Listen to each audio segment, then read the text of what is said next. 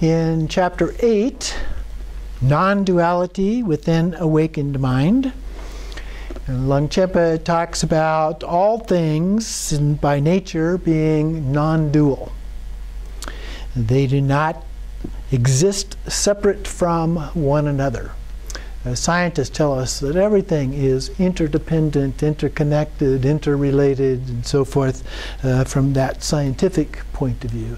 And in a way, the same thing from the Buddhist point of view about these things. So the root text says, within naturally occurring timeless awareness, a single basic space, all things are present in such a way that they are in essence, non-dual. Continuous dualistic perceptions arise as a display due to the dynamic energy of awareness. In what is called awakened mind, there is no duality of sensory appearances and what the mind imputes about them. So when we think of duality, that's something that our mind creates. Okay? The direct experience has no characteristic of that. So we just experience it without labeling it, without distinguishing between subject and object and so forth, and what he's referring to here. So again, he uses the metaphor of a mirror and the reflections. So he says the reflections are nothing other than the mirror. And phenomena are nothing other than awareness. And he uses dreams are nothing other than the state of sleep. So several metaphors here. And similarly, samsara and nirvana are nothing other than the display of awareness. So all phenomena manifest without being truly existing. Okay, and that phrase, truly existing, we're all getting very familiar with that now. There's no dichotomy between awareness, whose nature is emptiness, and the emptiness of phenomena. Form is emptiness, emptiness is form, and so forth. So no phenomena exist within this dualistic framework. All phenomena constitute a supreme state of non-dual equalness. So at an ultimate level, it's just, you don't label them. You don't divide them up into different categories. Okay? So non-duality is possible within the essence of samsara and nirvana, but neither ultimately exists. So at a relative level, yes, we understand things are subject, object, and various other kinds of things, good, bad, and so forth, but not at an ultimate level. On page 154, in his commentary, just a little below the quote there, starting at the end of the second line, some blithering idiots who lack the advantage of having heard teachings hold that sensory appearances manifesting outwardly in all their variety are awakened mind. And it is one's own mind that manifests thus. So he's going to spend some time here in his narrative trying to finesse an understanding here of this distinguish between this point of view and his point of view. So going on down a few lines, in the middle of the line he says, deluded people assert that these manifestations are awakened mind or one's own mind, while I am asserting here that phenomena arise within the scope of awakened mind, but due to the dynamic process by which they are reified as having identity. So that is a key here that's different. They're saying it's real, he's saying it's simply a reification. You're adding labels to these things. I am further asserting that even as they arise, they are nothing more than the display of this dynamic energy. Due to the interdependence, that is, specific phenomena that have never existed as either mind or as anything other than mind, and that manifest clearly without truly existing, anywhere, outwardly or inwardly. So that's the key that he's saying. And some people say those things are real. And he's saying, well, sort of, kind of, but not really real. All right? It's a reification. And they're treating it as such. Now, sometimes he says things that we could point at and say, he's doing the same thing here, but he's trying to make the case that even though it may appear that that's what he's doing, he's not really doing that. Okay? So it's a subtle difference, a nuance. We have to be careful here. Down about 5 or 6 lines in the next paragraph, he says, we do not assert that things that simply appear on the conventional level are identical to one's mind. So at a conventional level and mind, he's differentiating between those two. On page 156, on the 4th line, he says, this is not that the display of awakened mind, display and awakened mind are identical. So he's again reinforcing that these two are not exactly the same thing. And then down just before the next part of the root text, talks about all phenomena that arise abiding in undifferentiated equalness without truly existing. So the root text says, within enlightenment, awareness without transition or change, the universe of appearances and possibilities, whether samsara or nirvana, arises with nothing to renounce or attain. In the experience of yogins who do not perceive things dualistically, the fact that things manifest without truly existing is so amazing they burst into laughter. Okay? So they perceive this understanding of things as being somewhat comical.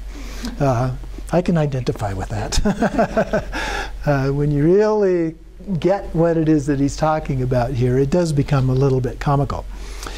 So they still arise, phenomena do manifest, they are reflections in the mirror, so to be, but they don't truly exist. And so what he's trying to say as he moves along here is that when you really get that, that is, in fact, enlightenment. You get it to the point you have no questions whatsoever. Okay? You just see it that way. That's the normal way that you look at things. So you don't get caught up in this framework of samsara versus nirvana. Okay? Ideas, labels, and so forth. You let go of all of that. So then he continues with the root text at the middle of 157 here. Although sensory appearances do not exist, they manifest in all their variety. Although emptiness does not exist, it extends infinitely, reaching everywhere. Although dualistic perception does not exist, there is still fixation on things having individual identity. Although they have no basis, a continual succession of lifetimes manifests. Although nothing exists that can be refuted or proved, pleasure is accepted and pain is rejected.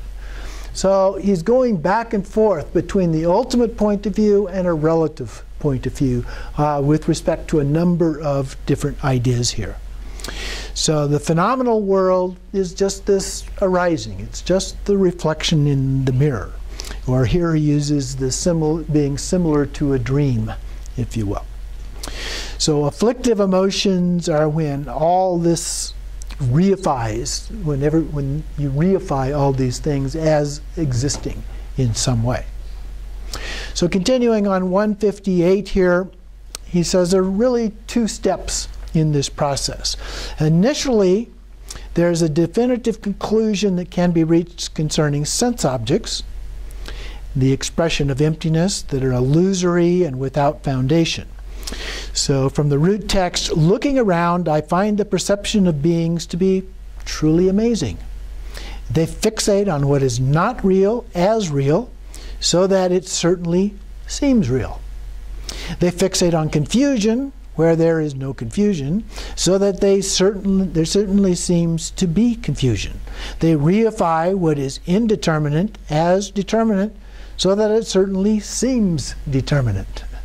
They reify what is not so as being so, so that it certainly seems so. They reify what is untenable as tenable, so that it certainly seems tenable. Okay? And then continues on the top of page 159 with the root text. Ordinary mind is seduced by trivial sense objects in all their variety. One's useless focus moment by moment extends into a continuum as days, months, years, whole lives go by. Beings are deceived by misconstruing what is not dualistic as dualistic. So to a yogin, this is just the play of illusion. Okay, so we always talk about it's just an illusion. Okay, but it doesn't mean that on a relative level it's an illusion. You know, when I knock on the table here, it knocks, it's hard, it seems real. But it's real in quotes, if you will. Okay, not really real.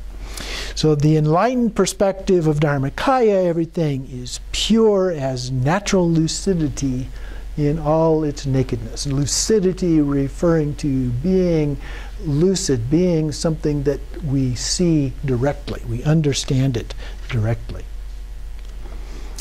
Continuing on page 161, skipping ahead a little bit here, below the first quote, once you realize that external sense objects do not exist, your experience of their true nature, entailing no reification of objects, becomes pure, like space. Then you reach the definitive conclusion that the reification of an inner perceiver has no support or basis. So then from the root text, he says, as a yogin with a pure mind looks inward, awareness without underlying support or basis is free of labels. It cannot be perceived in any way that can be characterized or described. Structured view and meditation are done away with. Given this state of infinite evenness, open, relaxed, and spacious, there is no sense of spiritual practice, for there is no distinction between formal sessions and the periods in between. Everything is unrestricted, completely equal, and uninterrupted. So this is where we talk about it being non-meditation. Everything, or conversely, everything is meditation at that point. Okay? So we're continuously in this meditative state, non-dual state. We're not evaluating things and so forth. We can still live in samsara and deal with the samsaric point of view, but we take it within the context of this ultimate point of view. So we still understand that regardless of having conversations with beings that don't yet understand that. Okay?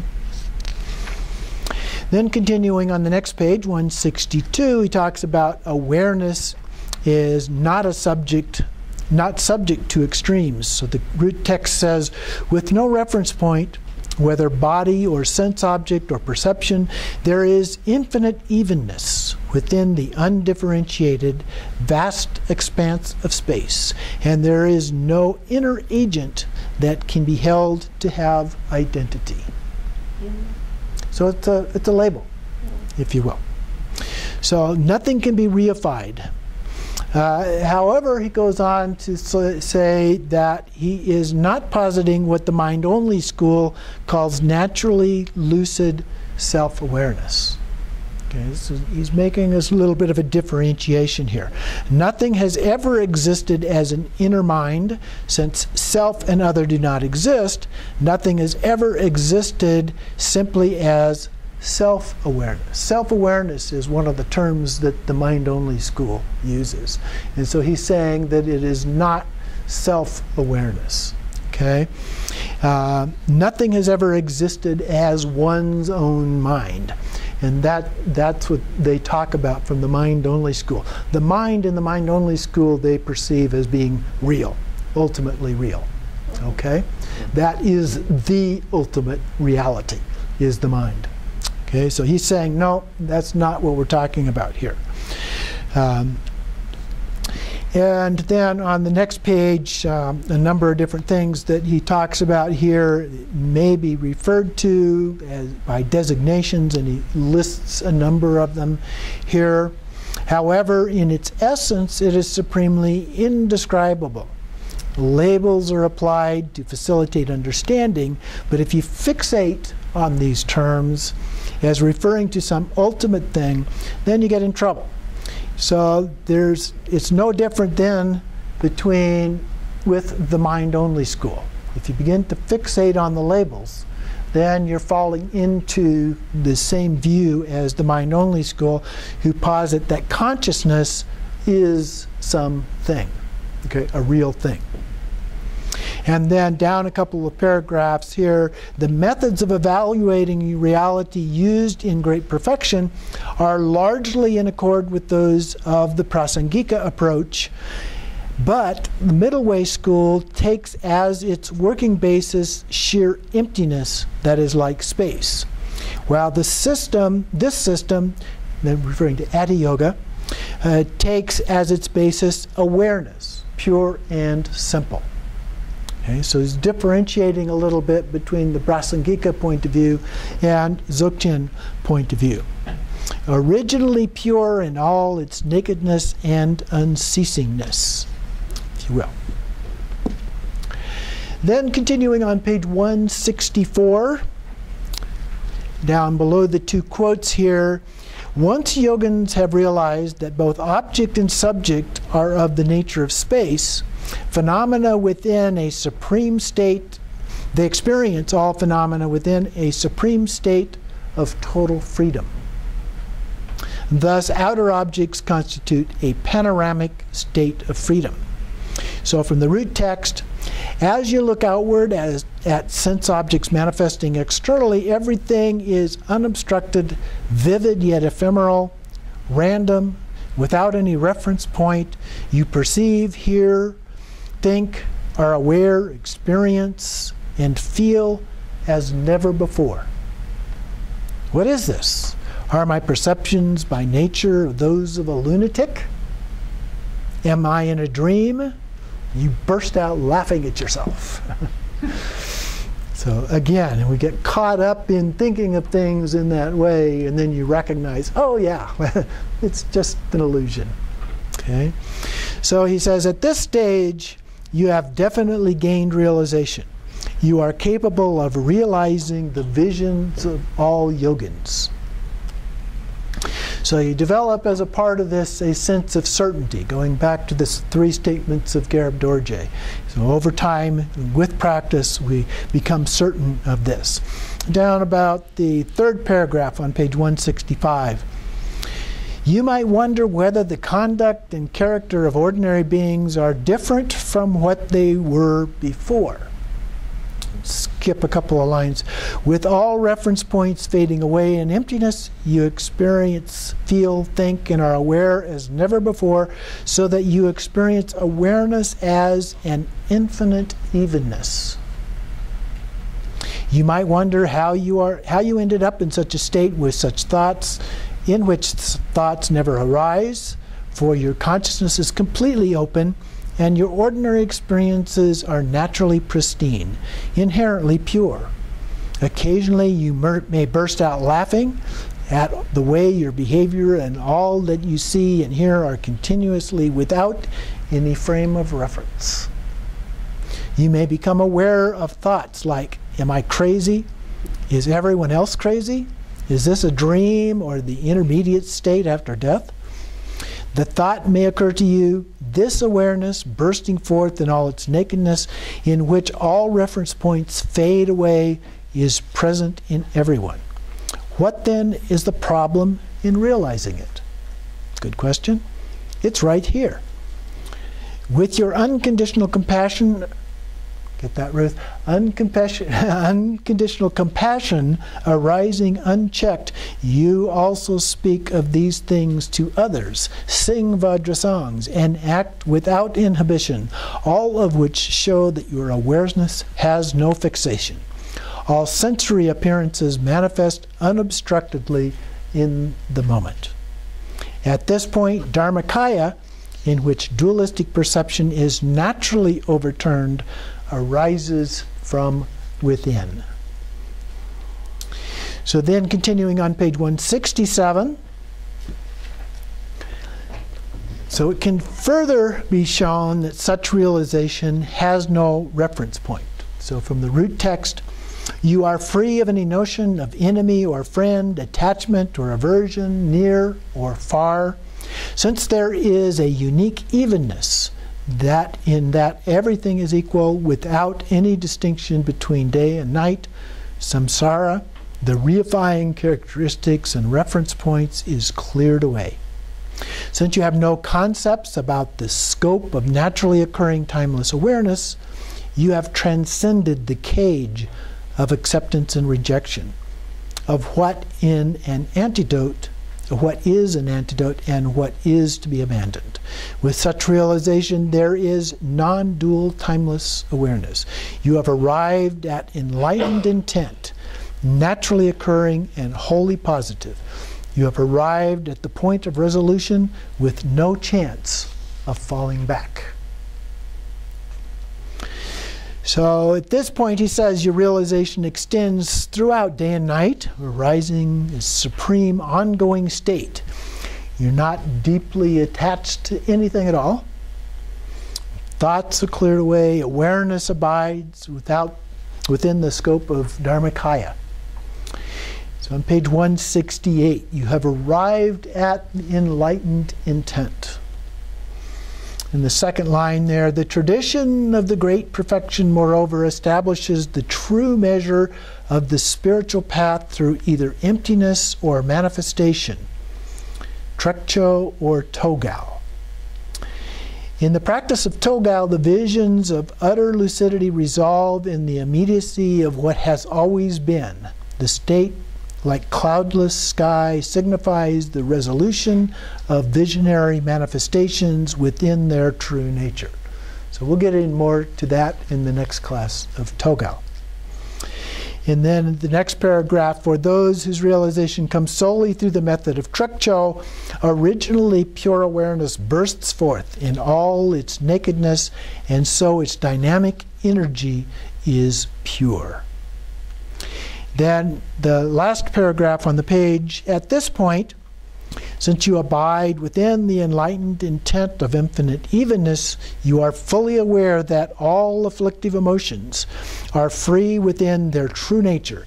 It may seem to others that yogins have afflictive emotions and ordinary experiences, such as recalling things and expressing themselves verbally, but such yogins are not encumbered by any of this. No flaw or distortion can sully these yogins, and there is no question of their being bound or free, for they are beyond extremes of positive and negative. So this begins to give us some sense of what the experience is like when you've attained this level. However, any approximation of this is to be avoided. So on page 170, middle of the page here, the root text, without any realization of equalness in its naturally occurring state, you may obsess on the word non-duality. Many of us have probably done that from time to time. Place your confidence in some state that you speculate has no frame of reference whatsoever. This is truly a mistaken notion, the dark realm in which awareness is not recognized. Okay, so there's some risk here of falling into this state. On the next page, those with good fortune are advised to gain realization of their very essence within the state of perfect equalness, the spacious expanse of the ground of being. So the root text says, therefore, it is in the naturally occurring state without transition or change that the most majestic perfection of goals is experienced as non-duality. The total freedom of the three realms, the ultimate meaning of non-duality of samsara and nirvana, is the fortress of Dharmakaya, the nature of being that arises inherently from within, such that it is completely pure like space, yet is in fact beyond all metaphors. And so he uses basic space as the metaphor, but he recognizes that this is actually beyond that metaphor. So becoming familiar with this and then refining it in terms of your own experience, we build this fortress he calls Dharmakaya. Continuing on 173, below the first quote there, this realization, which involves no reification or fixation, can be summarized as the single ultimate heart essence within the spacious expanse of space. So he's kind of wrapping up and concluding here. So from the root text, as long as you remain fixated on individual things, on this or that, you remain caught in dualism, the cage of confusion entailing self and other. When you make no biased distinction of this, everything is the same in the state of equalness, with no frame of reference. And so Vajrasattva declares, non-duality is realized. Imaho.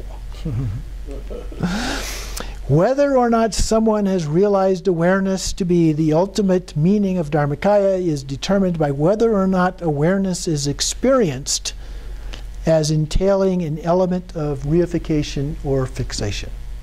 Okay? So that's the thing to keep in mind as you do this. Are you fixating? Are you reifying things in the process? And then down in the next paragraph, as long as yogins fixate on their own view, meditation and so forth, or make distinctions between things to abandon and antidotes to rely on, it is certain that the realization of non-duality is not present in their mind streams. And then down about 4 lines, beginning at the very end of the sentence, he concludes with, you know whether or not you have gained realization on the way of abiding by whether or not you are free of fixations.